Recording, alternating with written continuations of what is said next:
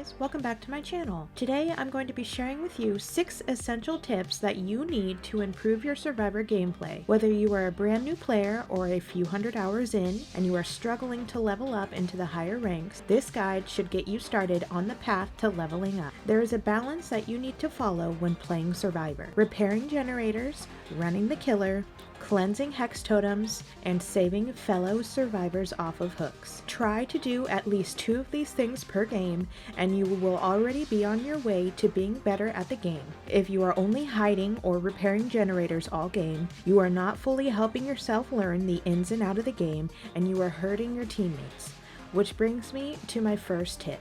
Do not be afraid of getting into a chase with a killer. If you are new to the game or are just not used to interacting with the killer to AFK on gens, take yourself out of your comfort zone. There are currently 25 killers in the game with a wide range of abilities. Continuing to hide from the killer all game, making your teammates take on the brunt of the chases and hooks, hurts your team more than you realize. The point of a 4-man team is to equally run the killer, repair generators, and cleanse hex totems when needed.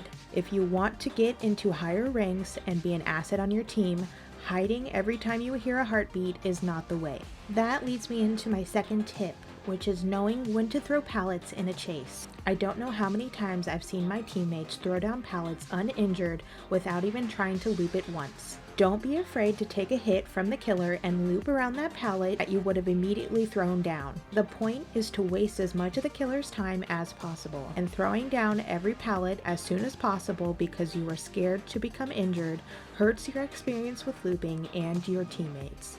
There are other things to keep the killer from hitting you. Perks like Sprint Burst and Dead Hard, windows and jungle gyms, and juking the killer so they miss their swing. Your teammates will thank you for leaving them some pallets to work with on their chases. Just remember, it may look like you are doing well by using every pallet, but once your teammate have their chases, not knowing that the loop they have is limited without the pallet, they will most likely go down faster.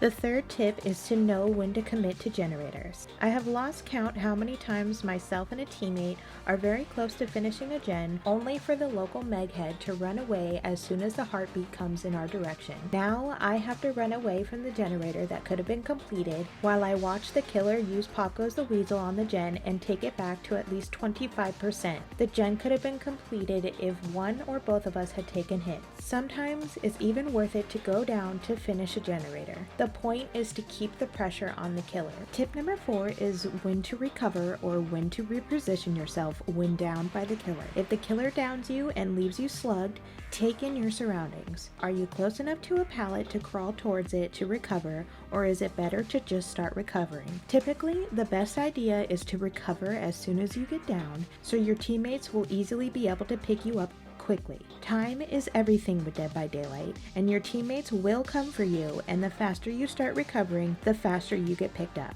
Tip number 5 is to look behind you when in a chase. This is very important for newer players. Running the killer around in a blind panic and hoping you will make it to the next loop before taking a hit or getting downed is essential. By knowing how close the killer is to you is the difference between a long chase and a short chase. You need to know where the killer is at all times.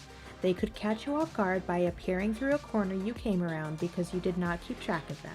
As this may seem like a simple tip, it is actually harder than it looks. Making sure that you don't run into objects in front of you that can slow you down or halt you completely while taking peeks behind you at the killer takes a few games to get used to. And the last tip I have is to avoid getting stuck in a 3-gen situation. Let's say that your game is going pretty well, gens are popping at a steady rate, while you and your team are running the killer with little to no hooks. Your team only has 1 gen left to complete when you realize that the final uncompleted gens are all on the same side of the map. Now, suddenly your team is getting hooked more often until you lose 1 to 2 teammates.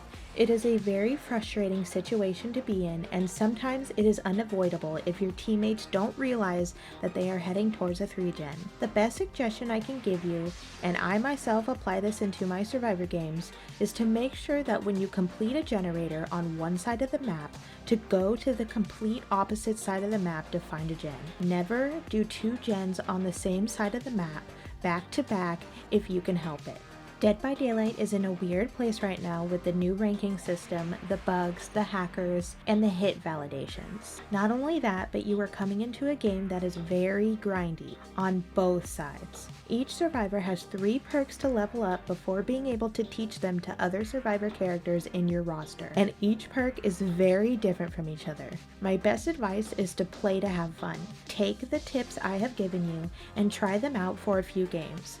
The more time you spend playing the game, the easier these tips will come to you. Remember that even your favorite YouTubers and streamers were the same level as you at one point. If you have a bad game, don't let it discourage you. And absolutely don't take to heart what toxic and entitled players have to say to you in this game.